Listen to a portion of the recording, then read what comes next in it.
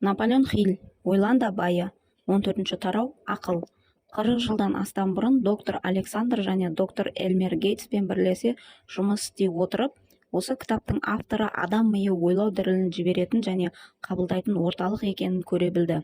Радио хабарлар тарату қағидасы сияқты адам миы да басқа жанның миынан шыққан ойлау дірілін қабылдап ала алады.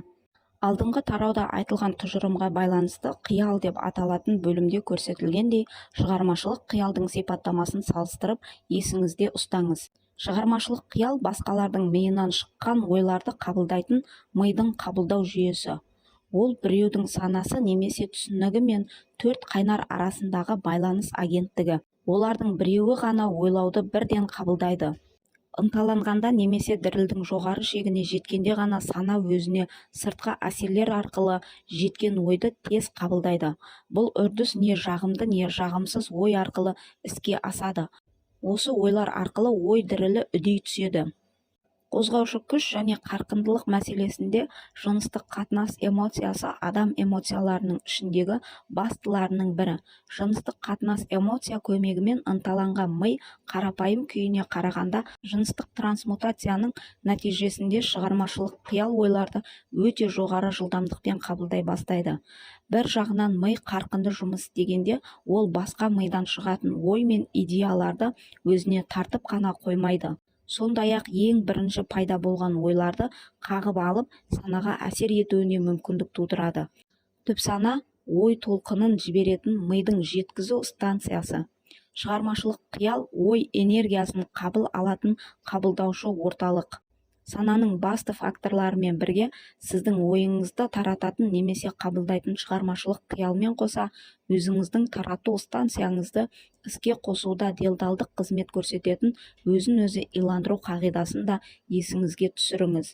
Өзін-өзі иландыру бөлімінде көрсетілген нұсқаулар арқылы ықыласыңызды ақшалай баламаға айналдырудың әдісі жайында алдыңғы бөлімдерде сөз еткен едік. Сіздің психикалық эфирде хабар таратушы станцияңыздың жұмысы салыстырмалы түрде өте қарапайым. Есте қатаң сақтап қолдануыңыз қажет қағидалар бар. Олар сана, шығармашылық қиял және өзін-өзі иландыра алу қабілетіңіз екені анық. Осы үш қағиданы іске асыруға көмектесетін ынталандыру сезімі туралы төменде сөз қозғайтын боламыз. Төмендегі жолдар Наполеон Хиллдің осы процеске қатысты қадам-қадаммен жүріп отырған түсіндірмесін ұсыну үшін өткен тарауларда берілген материалдар мен жоғарыдағы тұжырымдаманы байланыстырады. Бірінші, ми бір уақытта беруші және қабылдаушы қызмет атқарады.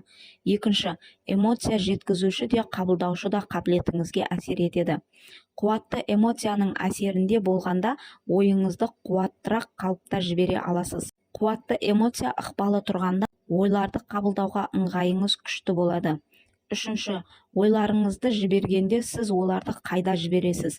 Сіз оларды өзін-өзі иландыру үшін қолданып, түп санаңызға жібересіз. Төртінші, сіз ойларды қабылдаған кезде олар қайдан келеді? Олар сіздің түп санаңыздан шығады және сіз оларды жасампаз қиялыңыз арқылы қабылдайсыз. Бесінші, түп санаңыздың екі қыры бар. Бірінші, түп санаңыз ақпараттар қоймасы.